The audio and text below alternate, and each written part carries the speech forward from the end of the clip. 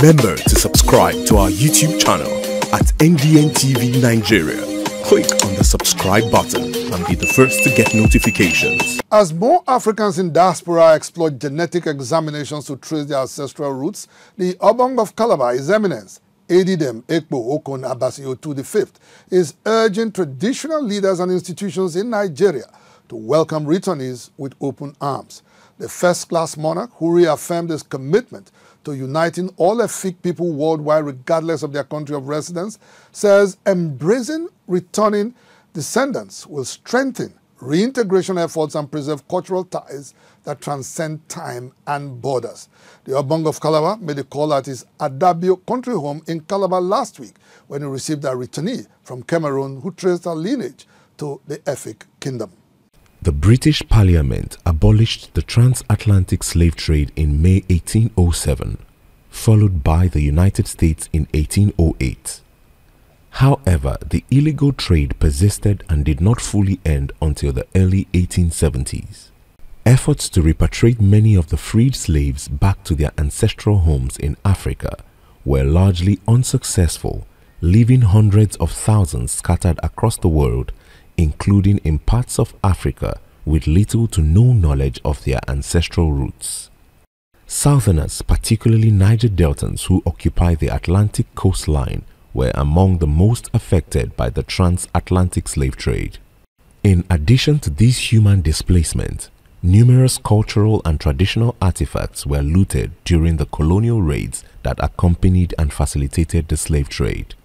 However, technological advancements in recent years are offering hope to individuals seeking to trace their true identity through high-tech genetic examination. For many who succeed in this quest, they often make emotional journeys back to their newfound ancestral lands, with the visits turning into celebrations of some sort. This was the case in Calabar last week when His Eminence Edidem Ekpo Okon Abasi-Otu V, the Obong of Calabar, warmly received a returnee from Cameroon at his Adiabo country home.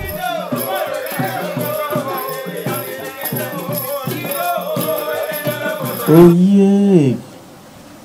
yeah, give up Efik Brutu. Efik Brutu. The woman, who was accompanied by her son and other family members, was given a ceremonial welcome by the people amidst cheers and dancing.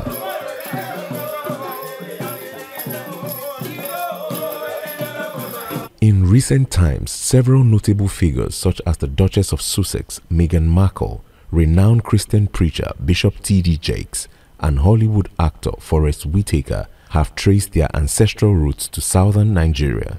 Some of them have even journeyed to connect with their heritage and deepen their understanding of their African lineage. The Obong emphasized that this growing global movement highlighted the need for African communities to welcome their lost descendants and foster a sense of unity that transcends time and borders. Let others try as much as possible to embrace their brothers, kith and kin. It doesn't mean because they were far away, they were left behind, and as such you won't want to embrace them and let them come close and come and enjoy what their parentage looks like. So here we open our doors and we make sure that it's real, because we'll scrutinize and find out it's not just something in a fanfare.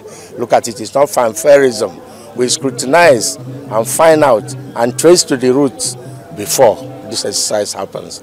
And that is that these are real children in this family. For the returnee, this homecoming marks a profound moment of reconnection. It's beyond words. This has been a journey since when I was the primary school young, and I had to seek for my roots. So I'm just so happy that when I come knocking on the doors were open and I was accepted. And that just finalized my journey in life. While Africans across the globe continue to trace their roots and reconnect with their ancestral heritage, some of the continent's looted cultural artifacts are also finally making their way back home. Recently, a number of treasured pieces taken during the infamous British invasion of Benin in 1897 were formally received by the Omonoba Nedo Ukwakolopolo Obaiware II. This is a significant step in the ongoing global campaign for the repatriation of thousands of historical artifacts still sitting on shelves in museums and private collections around the world back to their homes of origin. Inside the Niger Delta,